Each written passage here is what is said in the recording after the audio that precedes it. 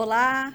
E a notícia de que a atriz Lúcia Alves, de 73 anos, está internada desde o dia 19 de agosto no Hospital São Lucas, do Rio de Janeiro, tratando de um câncer de pâncreas, trouxe à tona a importância de falar sobre esta doença que, segundo o INCA, o Instituto Nacional de Câncer, é de difícil detecção e, em função disso, apresenta alta taxa de mortalidade.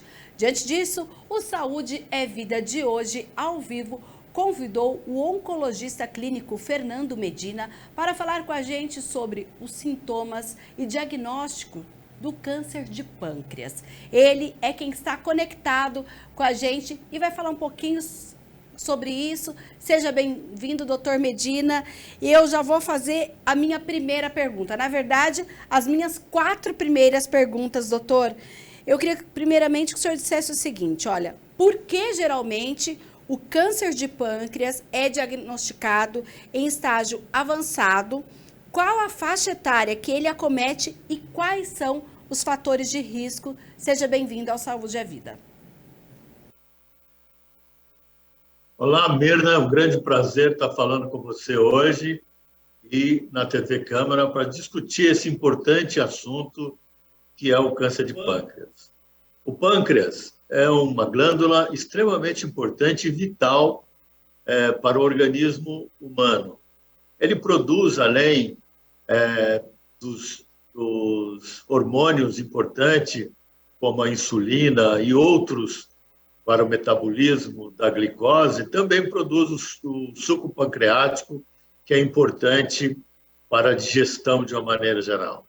O pâncreas ele fica localizado atrás do estômago, lá no retroperitônio.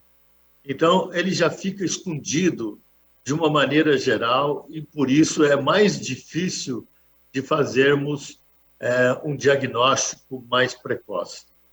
Ele é chamado, o câncer do pâncreas é chamado do núcleo duro da oncologia, junto com o câncer de fígado, o câncer de rim. O câncer de pâncreas ele é de alta mortalidade e, a grande maioria das vezes, 80% das vezes, o diagnóstico é feito tardiamente, porque o tumor cresce, dissemina localmente, ou mesmo regionalmente, ou à distância, e fica muito mais difícil de se fazer o diagnóstico. Normalmente, ele cursa com uma dor muito característica, que é uma dor lombar com irradiação para a região do tórax, é uma dor extremamente importante, uma dor que incomoda muito o paciente. E quando isso acontece é porque ele já tem uma infiltração naquela região do reto peritônio e já é uma doença avançada. As pessoas que têm câncer de pâncreas, normalmente, os homens, a maioria, o pico de incidência é em torno de 65 anos. E na mulher, um pouco mais velha, em torno de 70, 73 anos. Então, pessoas que têm esse perfil nessa idade e que cursam com uma dor inexplicável na região posterior do abdômen, com irradiação para as costas, deve procurar um médico imediatamente para se poder fazer diagnóstico. Doutor, o senhor falou aí dessa dor, né, na região posterior, mas anteriormente a isso, é possível ter outros sintomas que muitas vezes acabam, inclusive, se confundindo com os sintomas de outras doenças e por isso até a pessoa acaba, eu tenho outra coisa, eu não vou procurar o médico. Também podem ter outros sintomas que confundem o paciente? Sim, claro. Uma delas é emagrecimento. A pessoa vai emagrecendo, às vezes, nessa idade, fazendo um determinado regime, querendo perder peso, ele começa, então, a fazer um regime ou não e começa a perder peso, até fica contente, né? Ele perde o apetite. A apetência é um sintoma bastante precoce também. E, posteriormente, essa doença vai disseminar, então vai aparecer a dor, vai aparecer, às vezes, amarelão na pele. Esse amarelão é causado pelo bloqueio da saída da bile do fígado que vai para o intestino. O câncer da cabeça do pâncreas, normalmente, ele comprime essa região, fazendo que a pessoa tenha o que o médico chama de icterícia, que é o coloramento da pele em amarelo. E aí, consequentemente, essa bile ela vai voltar para o fígado, daí para o sangue, e vai ser excretado pela urina. Então, a urina fica escura, né? E as fezes que não recebem essa bile, porque está bloqueado pelo câncer, ela fica branca. Então, nós chamamos de fezes em pasta de vidro, que é aquela pasta branca.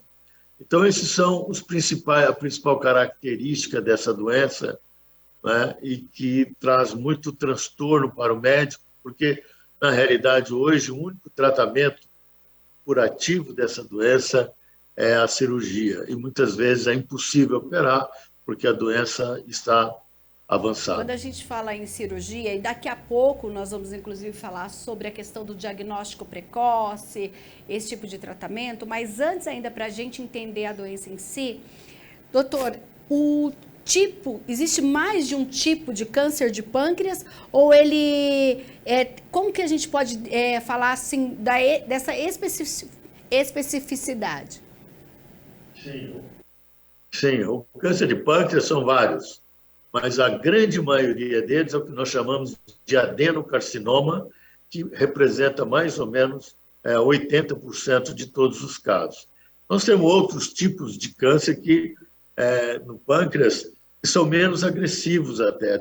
Nós temos os tumores neuroendócrinos, que muitas vezes são doenças que têm uma evolução muito mais lenta, e é por isso que nós temos que fazer o diagnóstico histológico da doença. O que eu quero dizer com isso?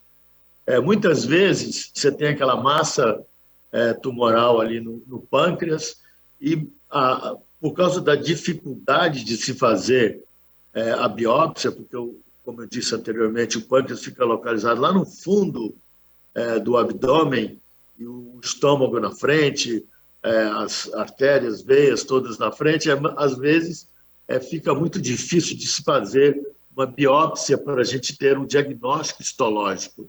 Mas isso é fundamental para nós estruturarmos hoje o tratamento dessa doença. É importante. Você falou dessa dificuldade do diagnóstico.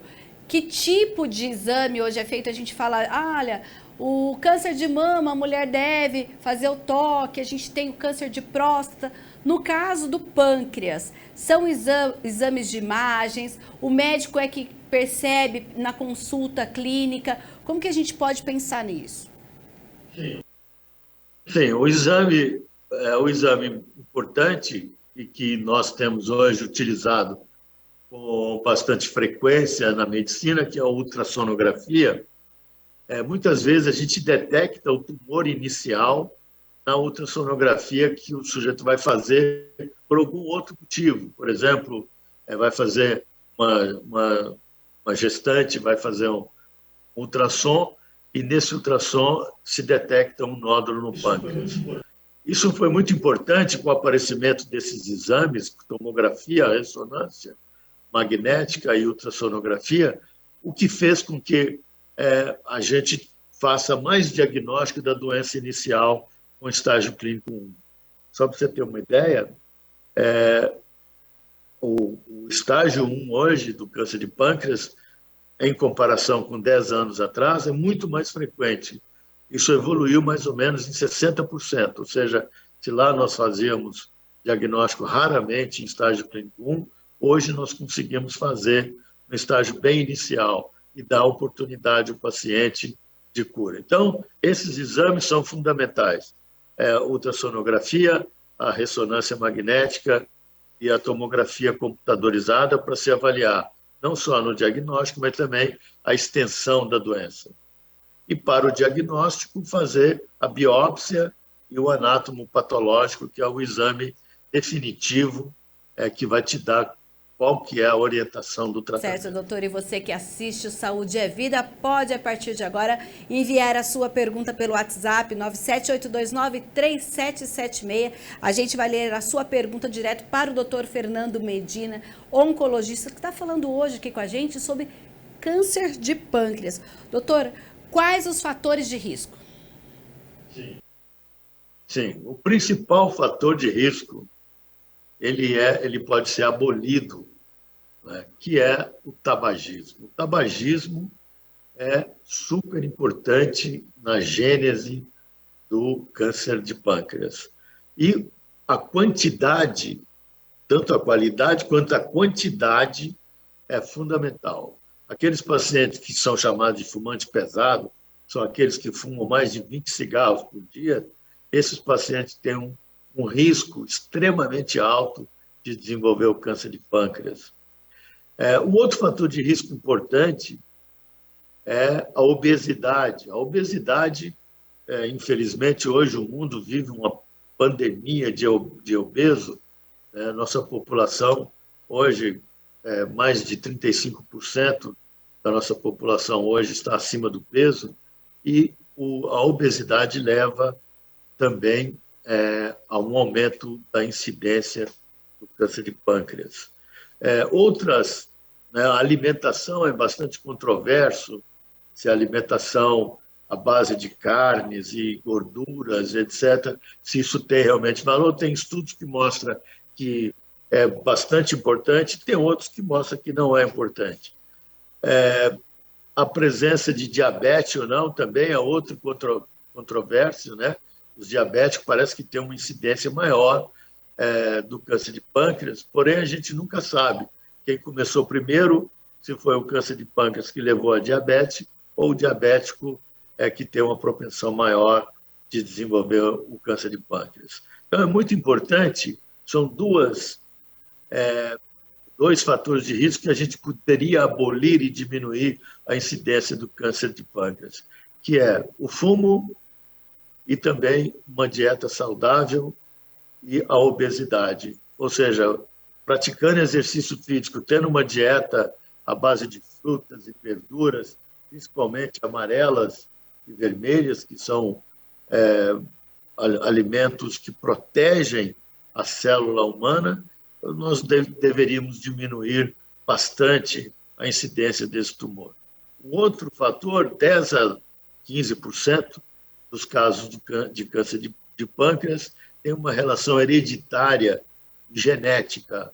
São alguns genes que a pessoa traz da família, né, ou recebe do pai ou da mãe, e que leva um aumento da incidência do câncer de pâncreas. Mas é raro, é 10% apenas dos casos.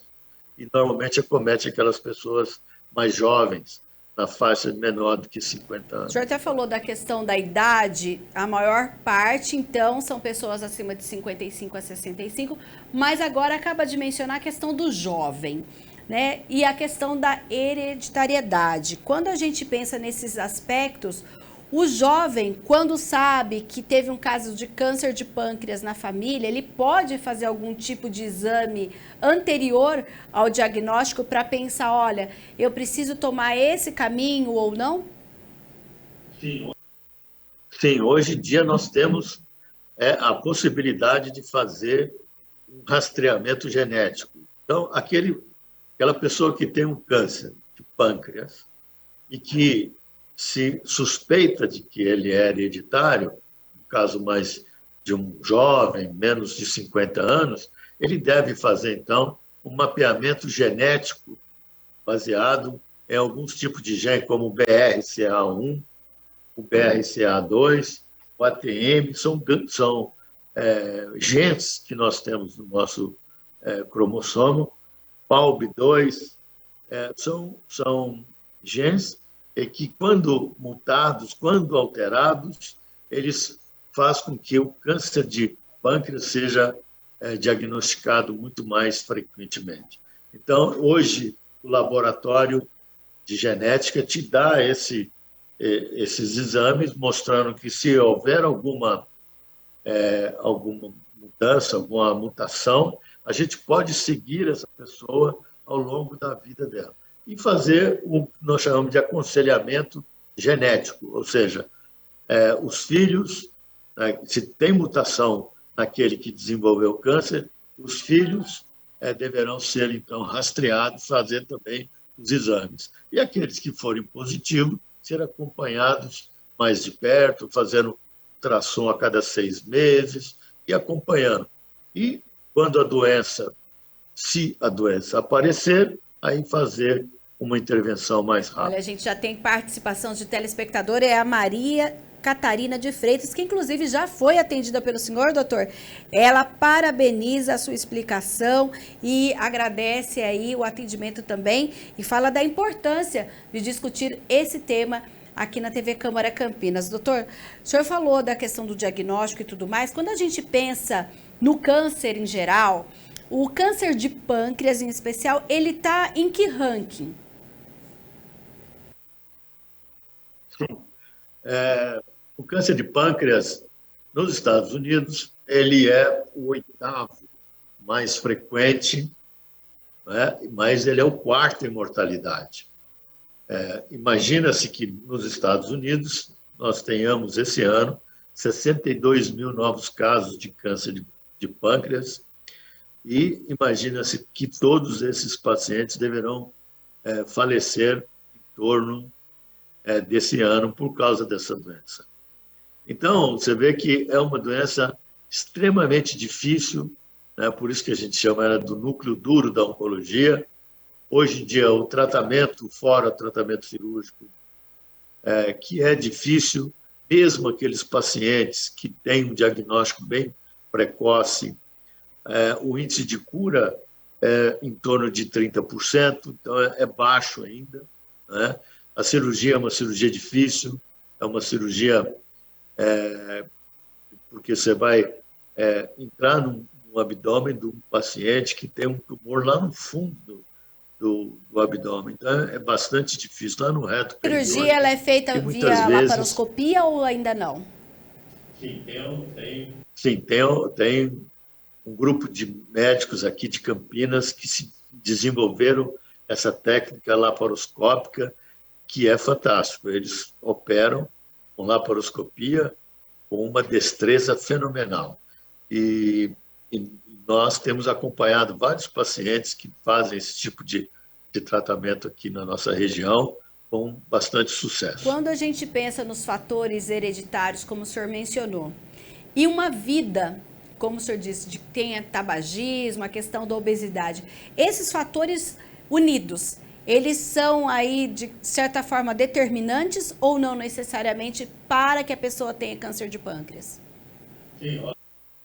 Sim, obviamente que quanto mais fator de risco você tenha, maior a chance você tem de desenvolver o câncer de pâncreas. Então, aquele paciente que é obeso, que é fumante, que tem uma história familiar positiva, obviamente ele tem uma chance muito maior de desenvolver o câncer de pâncreas e, por isso, esse paciente ele deve ser seguido mais de perto. Ele, a partir dos 40, 50 anos, começar, então, procurar um gastroenterologista que possa acompanhá-lo ao longo da vida, fazendo exames, né? Nada muito complicado. Como eu já disse, nós temos uma proteína, por exemplo, que aparece a partir do câncer de pâncreas, que chama CA19.9, que é muito fácil de fazer o diagnóstico, qualquer exame de sangue, mais ultrassonografia, que são exames não invasivos, que pode te dar uma orientação para o diagnóstico precoce. A gente está falando do avanço da medicina, doutor, e eu queria falar um pouquinho nesse sentido do acesso da população ao diagnóstico precoce, ou mesmo ao tratamento e até à cirurgia. Como o senhor analisa hoje a questão da saúde pública quando se fala em câncer de pâncreas? Sim, é bastante complicado na saúde pública, porque são exames que são mais dispendiosos e que muitas vezes os pacientes não têm acesso com muita facilidade, não é? O melhor é que a grande quantidade de médicos tem se voltado ao tratamento, diagnóstico dessa doença e tem pedido esses exames e feito esses exames. Nós temos uma promessa do governador de São Paulo de se fazer aqueles mutirão de exames noturnos para os nossos pacientes do Sistema Único de Saúde. Isso é fundamental para se fazer o diagnóstico precoce, para fazer diagnóstico não só do câncer de pâncreas, mas também do câncer de mama, câncer de próstata, que são tumores muito mais frequentes e que nós sabemos que o diagnóstico precoce é fundamental para a cura desses doentes, com tratamentos eficientes e principalmente com acesso mais rápido. Essa detecção na fase 1 da doença, em que ela ajuda no sentido da qualidade de vida daquele paciente? Não tenha dúvida, a cirurgia vai ser uma cirurgia menor. Você não vai precisar de tirar todo o pâncreas, você vai deixar uma parte do pâncreas, essa parte ela vai continuar produzindo os hormônios que são fundamentais para a sobrevida dessa pessoa. A cirurgia vai ser muito mais fácil de ser feita, principalmente se essa doença está localizada no corpo do pâncreas ou na cauda do pâncreas. O pâncreas é dividido em cabeça, corpo e cauda.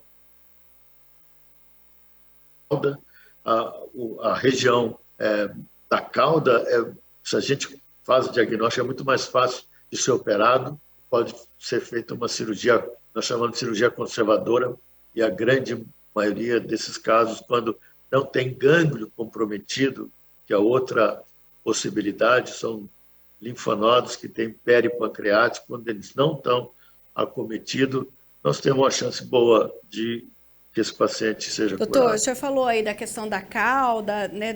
De acordo com o INCA, a maioria dos casos afeta o lado direito do órgão. Por que isso? Tem uma explicação?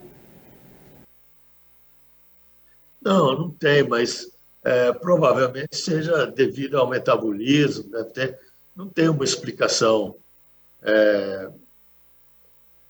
plausível para isso. Quando a gente pensa, o senhor falou, olha, a gente precisa preservar o máximo desse órgão para que a parte preservada continue fazendo as suas funções. Aí agora, para quem é bem leigo e está lá em casa, é possível viver sem o pâncreas? Existe, em caso até que a gente pensa em transplante de fígado, de coração, de outros órgãos, é possível fazer o transplante desse órgão? Olha, possível a medicina hoje está extremamente evoluída e é possível fazer o transplante de qualquer órgão do organismo humano e o pâncreas não foge disso. Acontece que um problema maior do câncer do pâncreas é a disseminação da doença fora do pâncreas. Ou seja, quando você diagnostica esse tumor, uma grande quantidade, a maioria dos casos, mais de 80%, já tem doença fora do pâncreas. Então não adianta você tirar o pâncreas se já tem célula desse tumor no fígado, no reto peritônio, nos linfonodos, às vezes no pulmão, etc. Então, o diagnóstico precoce nessa doença é fundamental. E a cirurgia com aquele especialista que realmente sabe fazer cirurgia das vias biliares. No caso de crianças, esse tipo de câncer pode também acometê-las? Olha, é bastante raro. O câncer de pâncreas, propriamente dito, né? O câncer adenocarcinoma, ele realmente não é muito raro, raríssimo em criança. Na realidade, a faixa etária é aquela que eu falei anteriormente, 65 anos no homem e 75 nas mulheres. Quando a gente pensa que os homens, eles estão aí nessa faixa de maior número de vítimas, quase sendo aí as vítimas desse tipo de câncer, tem alguma explicação ou não? Eu acredito que os homens eles têm maior fator de risco, né? Os homens, normalmente, fumam muito mais do que as mulheres.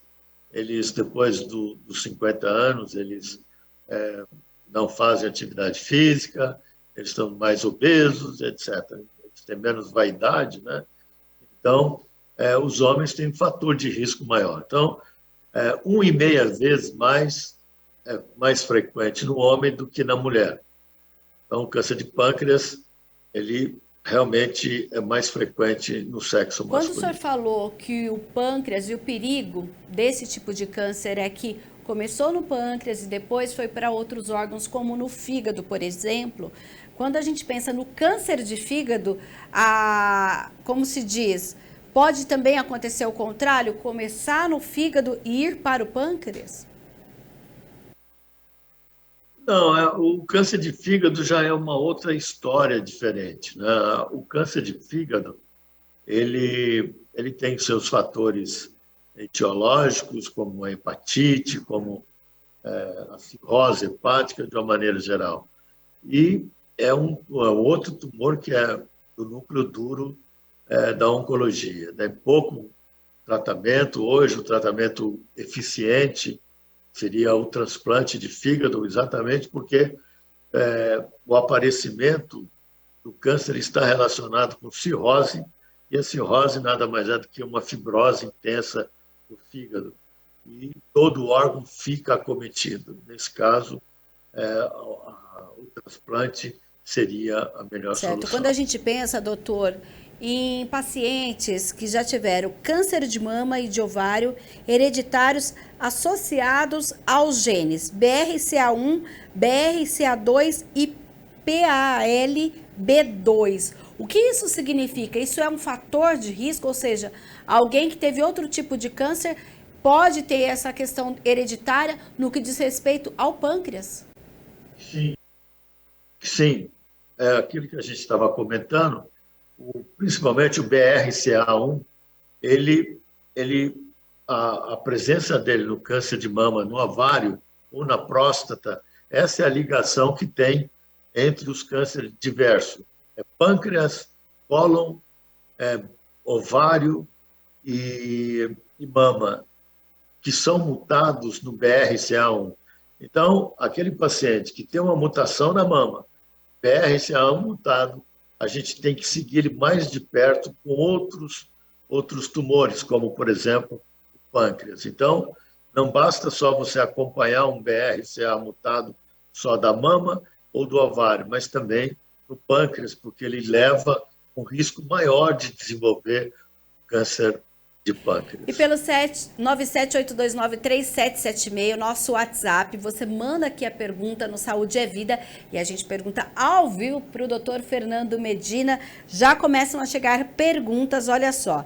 A Viviane do Jardim Leonor, aqui de Campinas, pergunta o seguinte: o tumor pode ser removido sem que nenhuma célula cancerígena fique para trás? É possível, doutor? Sim, é possível. E esse é o principal objetivo na cirurgia. Ou seja, quando o cirurgião vai operar aquele tumor, ele não pode ver o tumor, ele tem que tirar em volta dele, né, para que a margem cirúrgica seja limpa. E só assim que nós vamos conseguir curar o paciente. Tá. A Lúcia Silva, também do Jardim Leonor, pergunta o seguinte: eu tenho um cisto na cauda do pâncreas medindo 4 por 4 milímetros. Existe a possibilidade de que seja maligno? Ainda não foi feita a biópsia. Existe esse caso de cisto benigno? Sim. Sim. No pâncreas é um dos órgãos que a gente encontra mais cistos. Cistos são formações que têm líquido dentro, né? Esses cistos, ele pode aparecer no pâncreas e muitas vezes confunde o diagnóstico do câncer de pâncreas. Na presença do cisto, que é muito fácil de se diferenciar de uma lesão sólida com ultrassonografia ou com a ressonância magnética, a gente pode ir acompanhando esse cisto sem precisar de intervir. Como eu já disse anteriormente, a cirurgia do pâncreas é uma cirurgia que é difícil de ser feita, não é uma cirurgia simples. E muitas vezes, como o paciente, normalmente é um paciente mais idoso, acima de 60 anos, nós temos que ter bastante cuidado de indicar uma cirurgia, uma biópsia, alguma coisa O senhor assim. falou de cirurgia, tem a pergunta aqui do Leandro Rodrigues, de Hortolândia. Ele diz o seguinte: depois de operado, posso ter uma alimentação normal, comendo proteínas, pastas, frutos do mar ou até mesmo um churrasco? Olha, isso vai depender do tipo de cirurgia que você fez. Como nós dissemos, a retirada do pâncreas vai fazer com que você tome uma série de medicamentos para repor os hormônios que foram produzidos pelo pâncreas, a insulina e outros,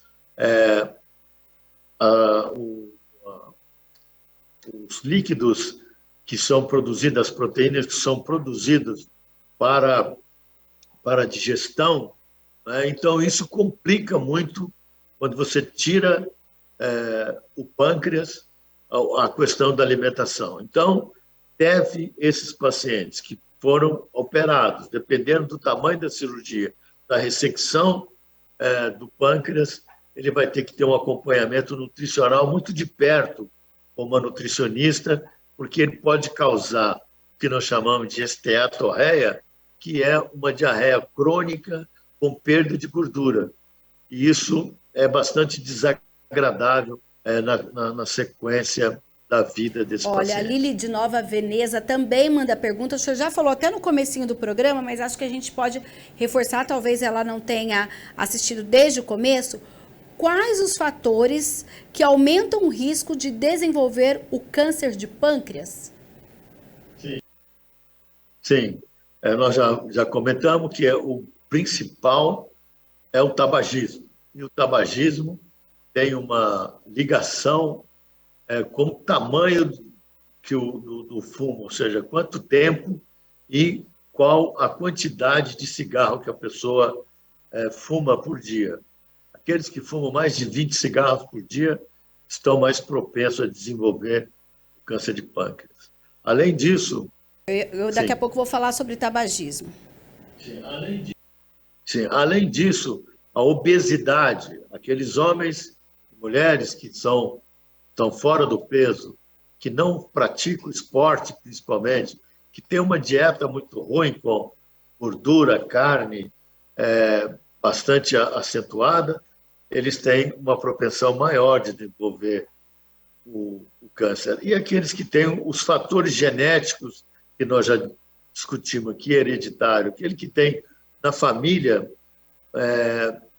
pessoas que têm câncer de mama, cólon, próstata, deve ser, então, analisado, principalmente aqueles que têm câncer na família mais jovem, ou seja, aqueles que têm 30, 40 anos, que desenvolveram um câncer de mama, ou câncer de próstata, ou etc., que pode, eventualmente, ter uma mutação no gene BRCA, o ATM, ou PALB2. Esse paciente ele tem uma chance maior de desenvolver o câncer de pâncreas, além daquele que o diabético, que é controverso, a gente não sabe quem começou primeiro, se foi a diabetes ou foi o câncer de pâncreas, né? Ou seja, foi a diabetes veio por causa do câncer de pâncreas ou aqueles pacientes que é diabético têm maior chance de desenvolver câncer de pâncreas. Doutor, o senhor reforçou a questão do tabagismo e a gente, inclusive, tem no dia 29 de agosto o dia de combate ao tabagismo. E sempre que se fala em tabagismo, todo mundo pensa no cigarro comum e tudo mais. Só que nós estamos com recentemente, essa moda do cigarro eletrônico. No caso do cigarro eletrônico, ele também pode ser considerado um fator de risco para o câncer de pâncreas? Sim, mesmo porque, Miran, que a maioria deles começam com cigarro eletrônico e depois passam para o cigarro comum por causa da dificuldade de adquirir, etc. Então, o cigarro eletrônico, ele vicia a pessoa da mesma maneira que o cigarro comum. E por causa da nicotina. A nicotina é a grande vilã do tabagismo. A despeito da gente não saber o que vem nesse cigarro eletrônico, né, o que vem acompanhando o cigarro eletrônico, nós sabemos que no cigarro comum nós temos o alcatrão. O alcatrão tem mais de 2.000 substâncias nocivas e cancerígenas, e é o responsável pelo carcinoma de boca, de laringe, de faringe, de pâncreas, de bexiga. Ou seja, o tabagismo é realmente o maior fator de desenvolvimento de câncer que nós temos em vários sítios do nosso organismo. E hoje no Saúde é Vida a gente conversa com o Dr. Fernando Medina, o oncologista que fala sobre o câncer de pâncreas. Você tem alguma dúvida? Tem alguma pergunta? Mande aqui pra gente no nosso WhatsApp, 97829-3776, e você manda aqui, olha, a gente tem inclusive a Camila Moura, da Vila Industrial, doutora, ela diz o seguinte: sempre tenho dores do lado direito da barriga, na parte de cima. Há 3 meses tenho diarreia constante, independente do que eu me alimento. Sinto fraqueza, cansaço, sono e também sinto fome. Pode ser algum indício de alteração no pâncreas? É muito complicado, muito difícil. A gente precisa de ter maiores detalhes e examinar, mas tudo concorre para ser alguma coisa importante, ou no intestino grosso, que é o mais frequente, ou no pâncreas, ou no reto peritônio, ou seja, isso vai depender da história clínica dela, da idade dela, de uma série de coisas que a gente precisa de juntar para fazer a anamnese e o exame físico. É fundamental na medicina se fazer uma história clínica boa, né? E fazer o exame físico complementar, para poder se fazer uma hipótese diagnóstica e aí, então, fazer o exame que for necessário. Ela tem sintoma, ela deve procurar médico para poder, então, fazer esse tipo de avaliação. Doutor, quando a gente pensa nas campanhas mais conhecidas, como câncer de mama, câncer de próstata, a gente tem recentemente também a questão da cabeça e pescoço, a gente ainda não tem uma específica, ou já existe alguma específica para o câncer de pâncreas? Não. Os guidelines, né, as regras que os médicos e as sociedades colocam, eles, como o câncer de pâncreas é uma doença rara, aqueles pacientes comuns que não têm mutação, que não têm história familiar, não tem necessidade de se fazer exames de rastreamento assim, regulares, né? Porque o câncer ele é mais raro, e o custo desses exames, obviamente, que impactam na saúde pública de uma maneira geral. Mas aqueles pacientes que são fumantes, paciente obeso, paciente que tem uma história familiar positiva, esse sim deve fazer um acompanhamento mais de perto, através de um exame de ultrassonografia, pelo menos anual. Doutor Medina, a pandemia ainda não acabou, mas a gente sabe que, inclusive, durante aquele pico da doença, muita gente deixou de procurar hospitais, procurar o seu médico. No caso, essa procura, digamos que, olha, por exemplo, a gente teve aqui a nossa telespectadora que falou, eu estou sentindo isso há tanto tempo. Quando a gente pensa nessa demora na procura do médico, quais foram os impactos da Covid-19 quando se trata na procura para um diagnóstico do câncer e agora no caso do câncer de pâncreas? Pois é, Mirna, a pandemia trouxe problemas seríssimos para a oncologia de uma maneira geral. Por quê? Não só o paciente que deixou de vir fazer os exames, mas também os hospitais que deixaram de fazer os exames, as cirurgias que não aconteceram. Muitos hospitais as UTIs ficaram lotadas e a cirurgia de câncer, normalmente, é uma cirurgia grande e o pós-operatório é feito na UTI, a grande maioria das vezes. E isso impactou na falta da cirurgia, falta de diagnóstico e também por decisão pessoal do paciente de não ir ao médico. Isso fez com que, hoje, a gente está assistindo grande quantidade de pacientes avançados com doença incurável, porque deixou de fazer a mamografia anual. Aquelas pessoas, quantas e quantas a gente tem assistido aqui, aquela mulher que fala, olha, eu fazia mamografia todo ano, mas com a pandemia eu deixei de fazer e hoje eu vi aqui que eu estou com câncer de mama avançado na mão. Então, isso é rotina, a gente vê isso todo dia. Assim também é câncer de intestino grosso, que é o câncer de cólon, que hoje é uma pandemia também. Nunca vi tanto caso aqui na nossa região de câncer de intestino grosso. E por dificuldade de se fazer colonoscopia, porque as clínicas não estavam atendendo por causa de medo do contágio do Covid-19.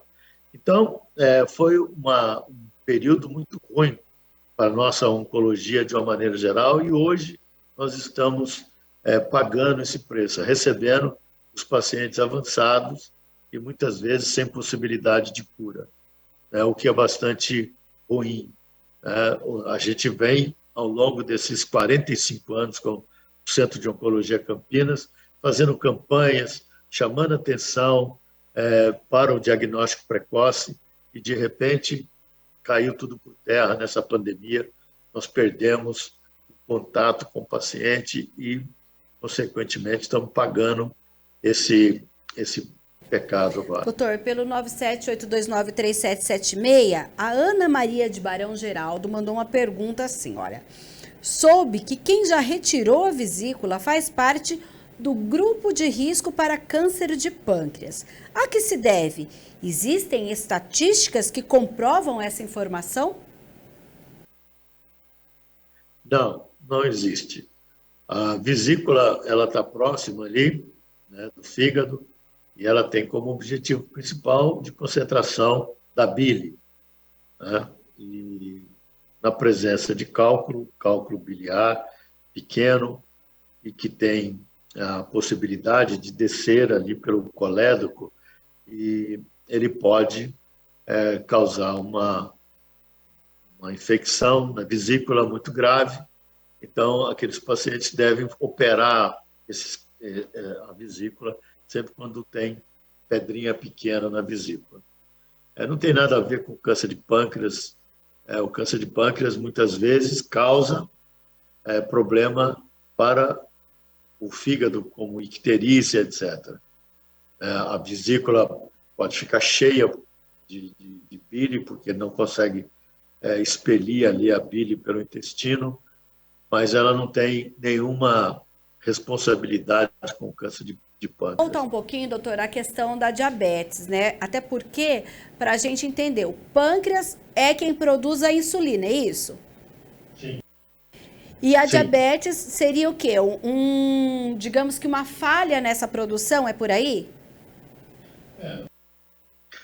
Uma falha ou no paciente que tem diabetes tipo 2, a insulina, ela produzida, ela não consegue fazer a função dela devido à resistência à insulina. Então, isso ou uma coisa ou outra, ou seja, você tem a insulina, mas ela não consegue, principalmente no obeso, principalmente nos pacientes que têm um pouco mais de massa lipídica. Sim, então é por isso que se estuda ainda, como o senhor já disse, ainda está em processo de saber se é possível que a diabetes tenha, dependendo do estágio, seja uma das causas do câncer de pâncreas ou o contrário.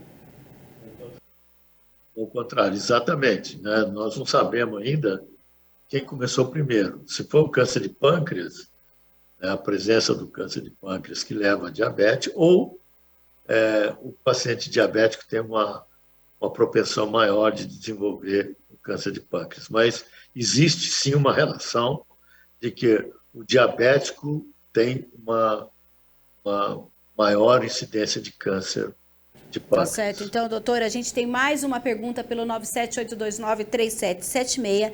É o Tiago do Jardim Fernanda. Ele disse: existe alguma evidência de que o câncer se espalhou?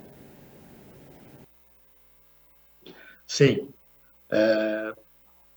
dependendo do local, né, normalmente a evidência maior é a dor que ele causa uma infiltração na região do reto peritônio, onde é bastante nervado aquela região, onde vários nervos saem da coluna e aquele tumor ali faz com que haja uma compressão dessas raízes nervosas e aí causa uma dor muito grande. Isso para aquela evolução loco-regional. E, normalmente, o câncer de pâncreas, ele dá muita metástase, né, que é a disseminação da doença, para o fígado.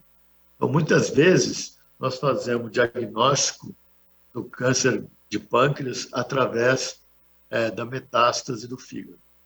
Então, nós, fazendo uma tomografia ou um ultrassom, a gente percebe várias lesões no fígado e aí, no final, a gente vê que tudo começou no pâncreas. Então, isso é uma maneira da gente fazer diagnóstico da doença. Doutora, a gente está falando a questão de diagnóstico e também essa questão da importância desse órgão. Quando a gente pensa nesse ranking que o senhor já falou anteriormente, hoje, qual a gente pode falar no que diz respeito ao pâncreas? Esse paciente, ele tem uma sobrevida de quanto tempo, ou a gente pode falar até de uma qualidade de vida? Sim, tudo vai depender do estágio da doença, porém, assim, de uma maneira geral, infelizmente, o índice de sobrevida a 5 anos desses pacientes, de uma maneira geral, é de 15%, ou seja, é extremamente baixa, levando em consideração que você tem câncer de pâncreas, câncer de mama, que você consegue uma sobrevida acima de 80% de uma maneira geral, e em estágio clínico 1, 95%. Câncer de próstata, bastante parecido, em torno de 90% de sobrevida a 5 anos, chega a quase 100% de sobrevida a 5 anos. Câncer de pâncreas, nós temos ainda muito que caminhar com essa doença, não só no diagnóstico, mas também no tratamento, no prognóstico, e ver essa questão genética, né, que é um ramo muito importante para fazermos prevenção. Aqueles pacientes que são de alto risco genético, paciente que fuma muito, paciente obeso, eles devem ser seguidos mais de perto e se fazer diagnóstico precoce na tentativa de curar esses pacientes. Mais uma vez, digo o seguinte, que aqueles pacientes, mesmo os pacientes estágio clínico 1, o índice de cura dos pacientes é baixo. Aqueles que têm linfonodo negativo, nós conseguimos 30%, 40% de cura, de sobrevida a mais de 5 anos. E quando tem um gânglio comprometido peripancreático, esse índice cai para 10%. Então, é bastante difícil, né, o câncer de pâncreas. Quando a gente pensa nessa sobrevida, já que o senhor mencionou, inclusive, a questão do câncer de próstata, muitas vezes a mulher, ela fala, olha, eu fiz a retirada da mama e tudo mais, e depois o câncer não voltou, etc e tal. Quando a gente fala nesse ranking, são as probabilidades dentro do estudo clínico e da experiência que o senhor pode dizer? Por exemplo, olha, o câncer de mama, essa mulher ela vai viver desde que ela, claro, como o senhor falou, diagnóstico precoce e tudo mais, ela tem aí, ela retirou as mamas, ela tem depois uma vida normal. Até porque eu tenho amigas que tiveram câncer de mama, por exemplo, e que todo ano vão lá, refazem o exame para ver se está tudo certinho, etc e tal. Ela tem uma vida normal, claro, prestando atenção nessas questões das datas, que tem que se refazer todos os exames, e isso vale para todos os tipos, Ou para que tipo de câncer que vale esse tipo de, digamos que, qualidade de vida? Sim, o segmento é fundamental, porque através do segmento você vai orientar esse paciente naquilo que ele vai alimentar, como é que vai ser a vida dele. O médico está sempre organizando a vida desse paciente. E fazer os exames, que dependendo do tipo de câncer, para que nós possamos fazer o diagnóstico precoce da doença, da recidiva da doença. Então, o câncer da cabeça e pescoço, por exemplo, é um tumor extremamente complicado, difícil, porque vários são as regiões que podem se recidivar, porque existe um terreno cancerígeno na boca, porque normalmente são pacientes que bebem muito e que fumam muito, então eles têm um risco de desenvolver câncer, desde o lábio até lá na laringe, esôfago, etc. É bastante complicado e a gente precisa de seguir esses pacientes de perto, para que quando aparecer uma recidiva ou um novo tumor, que você sabe, infelizmente ainda tem essa, o paciente que teve um câncer, ele tem uma chance maior de ter outro câncer, Outro né? Ou órgão seja, ou volta daquele órgão? pode ser pode ser no outro órgão ou mesmo local. Por exemplo, na cabeça e pescoço, que a gente chama cabeça e pescoço, é boca, laringe, faringe. Normalmente, nesse terreno, um cara que fumou muito e bebeu demais, ele tem, nessa mucosa oral e faríngea, uma chance maior de desenvolver tumores em vários locais. A gente vê isso todo dia. O paciente que tratou um câncer de língua, mais tarde ele aparece com câncer na laringe, certo? Então, na mesma região. E outros que têm essa interação genética, por exemplo, o paciente tem um câncer de mama, ele vai desenvolver depois um câncer de intestino grosso, porque ele tem uma mutação no BRCA, ou um câncer de pâncreas, porque ele tem uma mutação no BRCA. Então, ou pode ser no mesmo local, devido ao o problema ambiental, né, de estilo de vida, ou pode ser genético. Doutor, quando a gente fala, e inclusive é até um pouco delicado de comentar sobre isso, mas os cuidados paliativos, quando não há mais chances de cura do câncer de pâncreas e de outros tipos. Eu queria que o senhor falasse qual é a responsabilidade, claro, da equipe médica, a equipe multidisciplinar que também, e a família nesse contexto. Sim, é fundamental, né? Hoje, a oncologia moderna contempla uma equipe que nós chamamos de cuidados paliativos, que deve começar a agir já no diagnóstico. O câncer de pâncreas, ele é extremamente doloroso, ele causa uma perda de peso, inapetência, e isso traz uma depressão, isso traz um problema para a família muito grande. Você sabe que o câncer é uma doença que acomete a pessoa e a família e os amigos também, né? Porque traz, assim, no ambiente familiar, uma preocupação muito grande, né? Um trabalho muito grande. E hoje nós temos essa equipe que é fantástica, formada por multiprofissional, psicólogo, nutricionista, médicos especializados no tratamento da dor, no tratamento da finitude, né, da vida, e isso é fundamental para que essa pessoa tenha uma qualidade de vida, que ele possa morrer sem sofrimento. Isso é fundamental, isso foi um dos maiores avanços dentro da área da oncologia, foi o tratamento multidisciplinar contemplado por essa equipe de tratamento Quando a paliativo. gente fala esse tratamento paliativo, tem esses aspectos de sentir menos dor e também o aspecto emocional, o aspecto psicológico.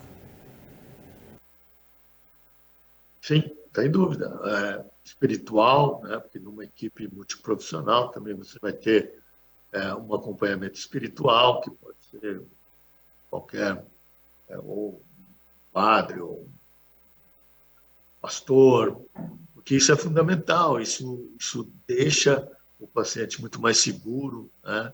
Muito mais vendo que ele está sendo cuidado. Isso é fundamental.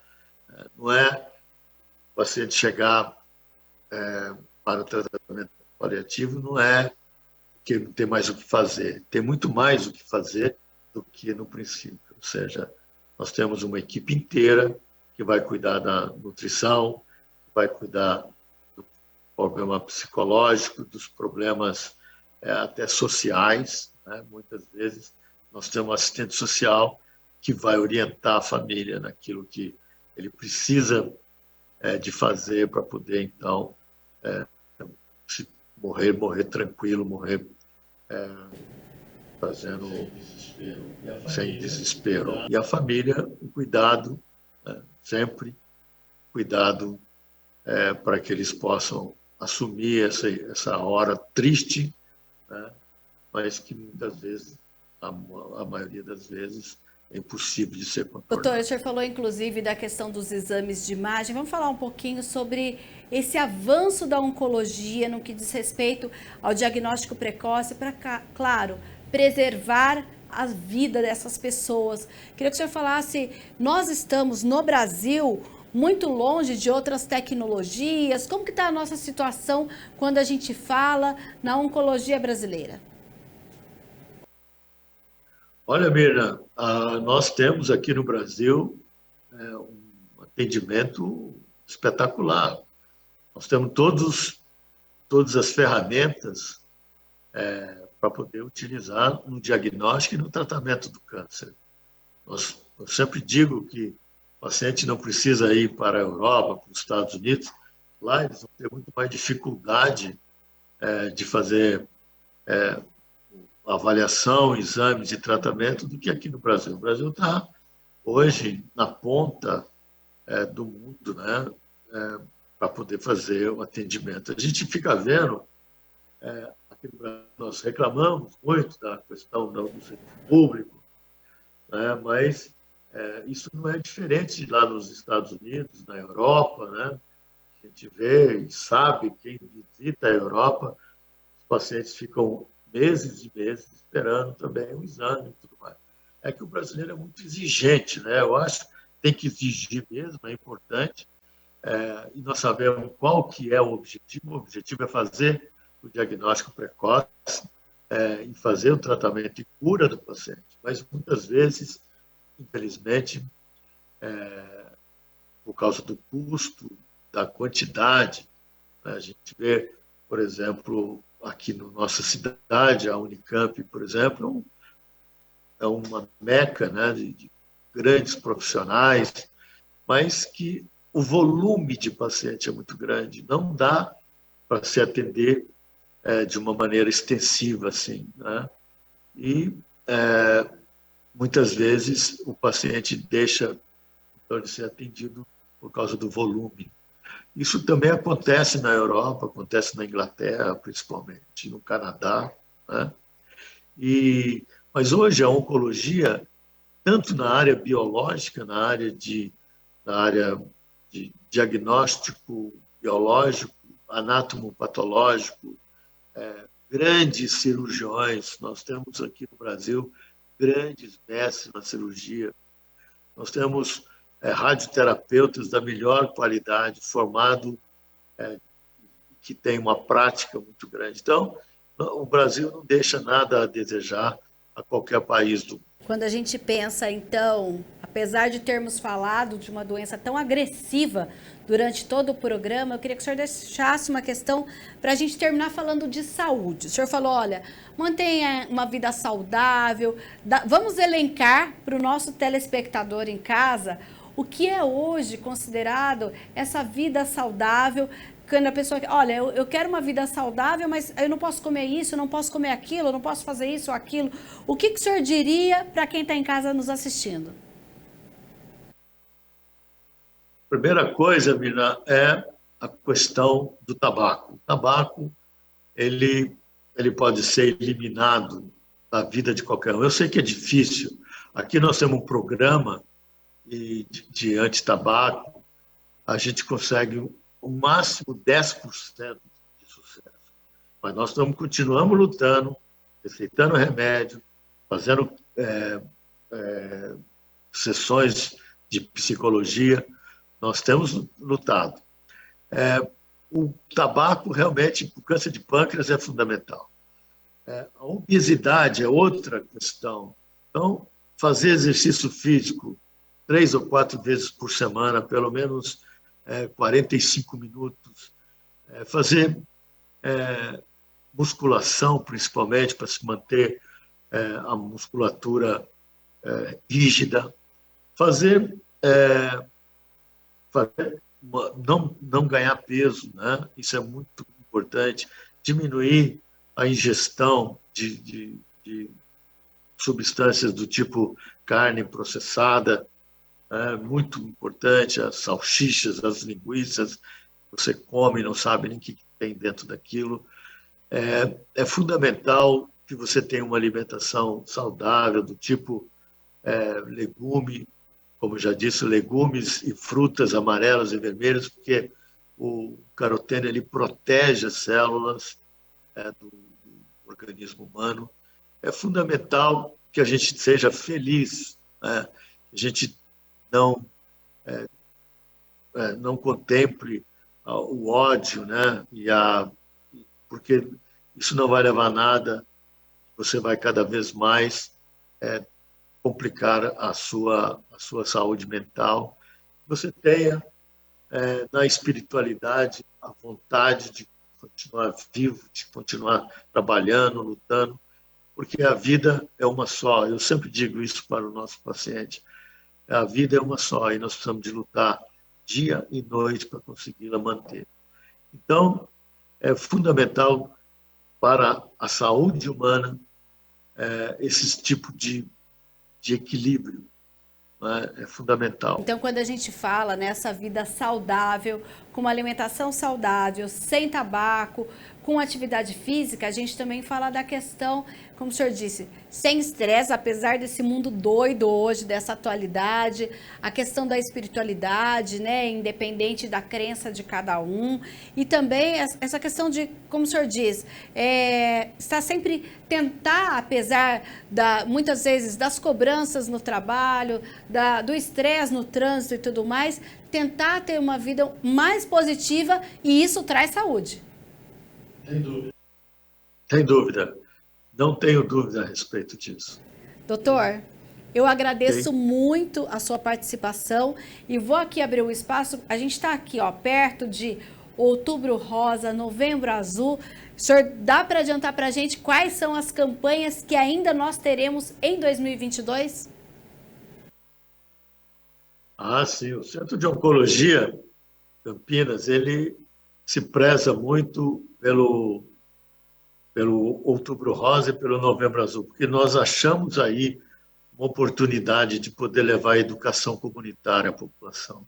O Centro de Oncologia está cheio, né? Vai ter a caminhada, vai ter várias palestras, vai ter uma vez por semana, nós vamos receber os nossos pacientes com câncer de mama aqui para uma palestra junto à psicologia, à nutrição, à atividade física. Então, o Outubro Rosa vai ser recheado, sem dúvida nenhuma, de aquela micropigmentação do mamilo que nós fazemos todo ano aqui. Nós estamos fazendo um planejamento para ser o melhor Outubro Rosa que nós já fizemos. E com certeza nós vamos acompanhar aqui todo esse trabalho e trazer na nossa programação da TV Câmara Campinas. Dr. Fernando Medina, muito obrigada e até uma próxima oportunidade. Muito obrigado mais uma vez ao pessoal da TV Câmara, a você, e eu estou sempre à disposição daquilo que a gente possa discutir para poder, então, melhorar a saúde do povo brasileiro. Para você que nos assiste, muito obrigada. Eu agradeço a todo mundo que mandou mensagem para a gente. Olha, a gente tem aqui a Camila Moura, a Ana Maria de Barão Geraldo, o Leandro Rodrigues de Hortolândia, Tiago do Jardim Fernanda, a Viviane do Jardim Leonor, a Lúcia Silva. E se você quiser participar, enviar sugestões aqui para o Saúde é Vida, quer ver um tema discutido aqui em nosso programa, manda para a nossa redação. O WhatsApp é o 19 97829 3776. O Saúde é Vida de hoje fica por aqui e até um próximo programa. Fique então agora com a gente, continue aqui com a TV Câmara Campinas.